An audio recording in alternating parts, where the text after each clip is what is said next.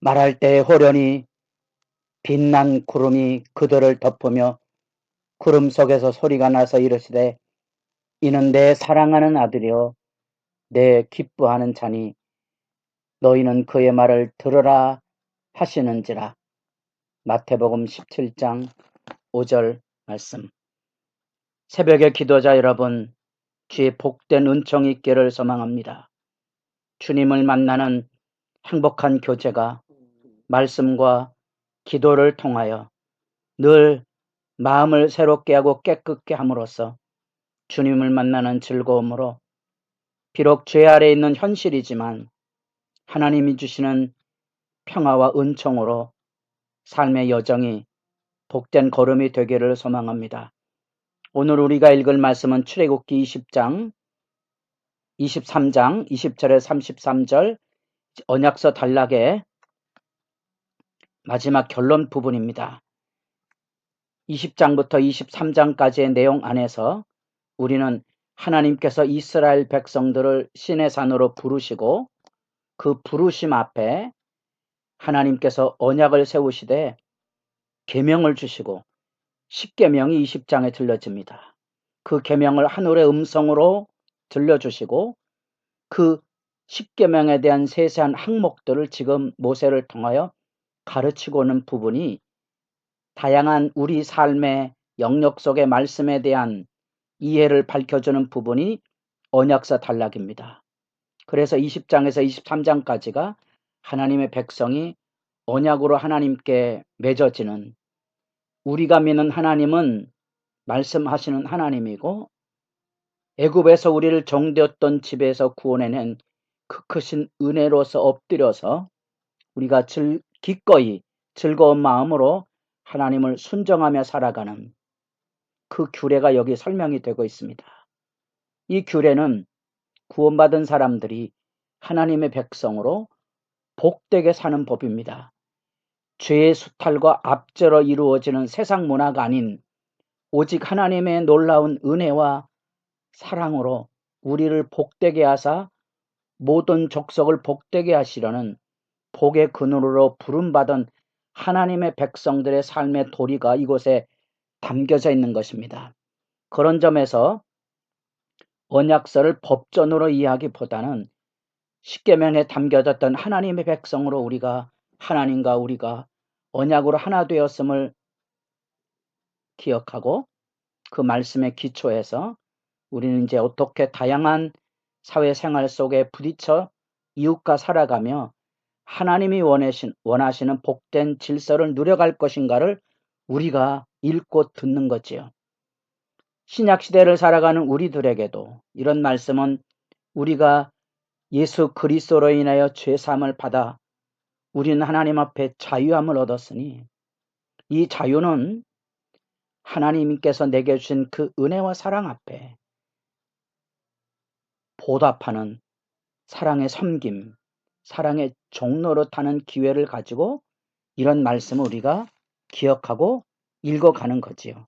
그래서 그 절기 이야기 말씀 끝에 아주 독특한 구절 한 구절이 생뚱맞게 담겨져 있다 그랬습니다. 23장 19절 하반절에 너는 염소 새끼를 그 어미의 젖으로 삼지 발진이라. 다양한 생각을 할 수 있겠지만 긍휼의 시각에 대한 일침이라고 봅니다. 우리가 욕망이 지배하고 수탈이 이루어지는 현실 앞에서 어떻게 세상을 따뜻하게 바라보며 살아갈 수 있을까? 마태복음 5장에서 7장까지 예수님이 가르친 산상수훈을 생각해 본다면 우리가 어떻게 세상에 선을 행하며 살 수 있을까?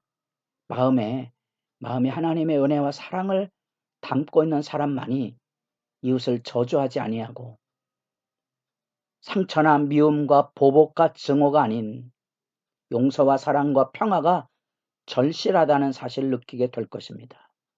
그런 의미로서의 충분한 이 언약서의 단락들을 여러분 기억하시고 구약 성경은 이게 하나님의 음성으로 돌비로 언약으로 남아졌지만 이제 우리에게는 성령으로 우리의 마음에 새겨져 있어서 누구나 신앙의 양심 안에 하나님의 말씀을 읽고 들으면 떠올리게 돼 있습니다.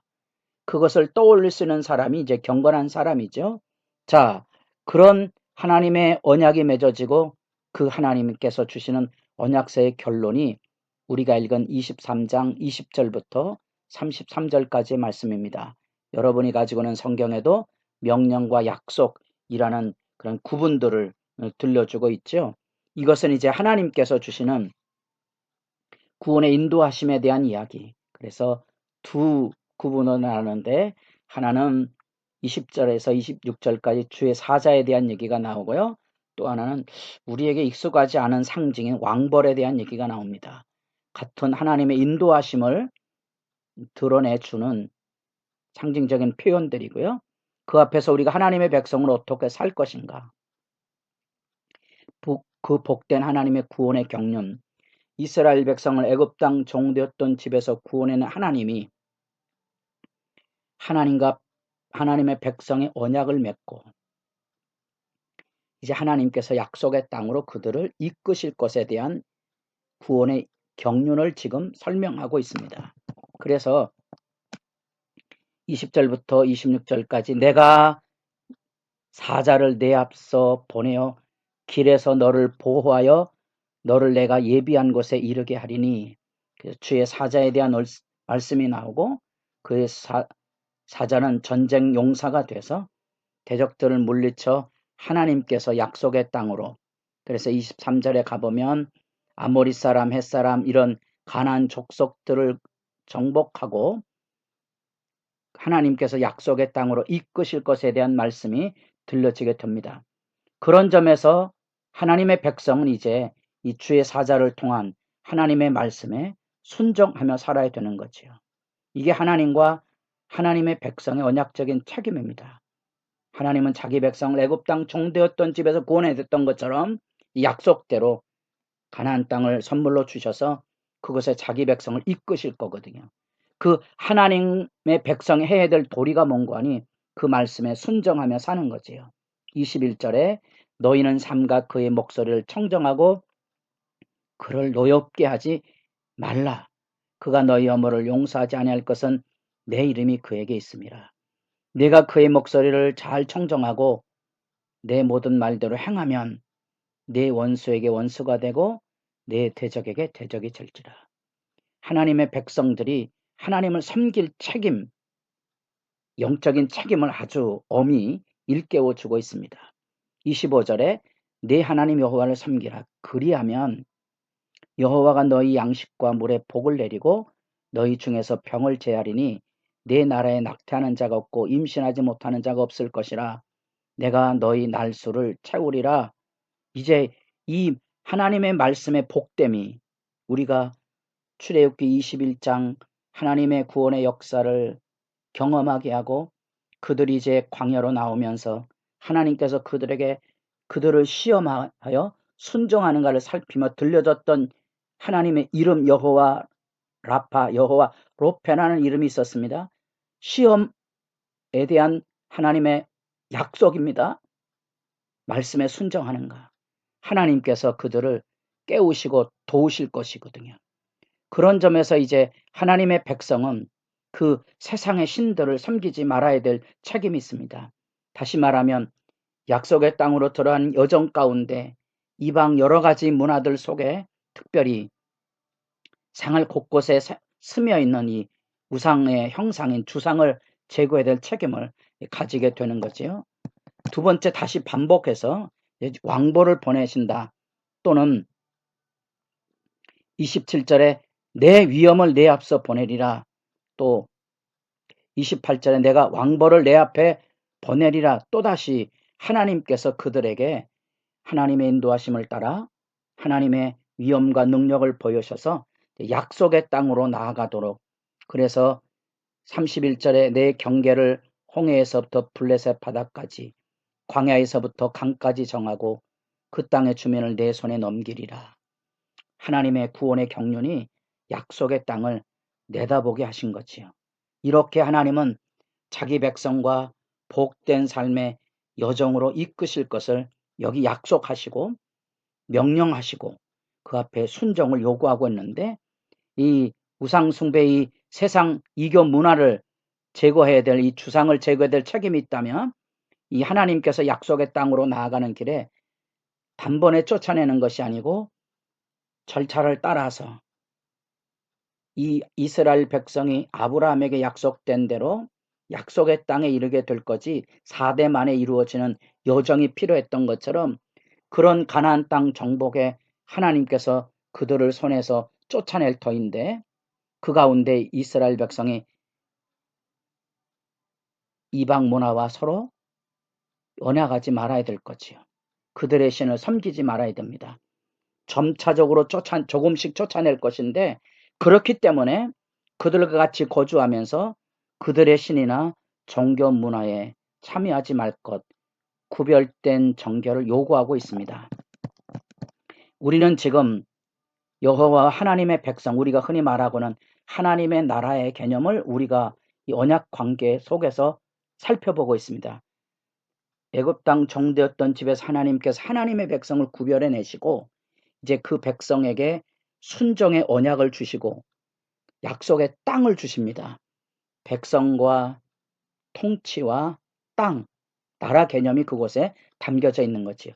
이 하나님의 나라, 우리가 창세기 3장부터 잃어버렸던 하나님의 세계가 다시 이제 회복으로 이루어져 가는 구원의 역사를 하나님께서 지금 이루어 가시고 있는 겁니다. 이 구원의 역사를 이루어 갈 때 하나님의 언약에 순종해야 될 거룩한 백성의 본분을 우리가 읽고 있는 겁니다. 그런 점에서 하나님께서 여기 시내산에서 임재하시고 그 백성들을 이끌어서 약속의 땅으로 나아가게 될 터인데 그 순종의 창문을 다시금 밝혀주고 있는 거죠. 다시 하나님의 구원의 계획을 묵상하시며 여러분, 하나님은 자기 백성을 이렇게 놀라운 하나님의 백성으로 마치 우리를 죄와 사망에 빠져 있는 우리를 사랑의 아들의 나라로 인도해내서 하나님 백성으로 삼으셨던 것처럼 동일하게 이스라엘 백성들을 애굽 땅 종되었던 집에서 구원해내서 자유하는 하나님의 백성으로 세우시고 그들에게 약속의 땅으로 인도하시는 것처럼 우리들에게도 새로운 새하늘과 새 땅으로 인도하실 것입니다.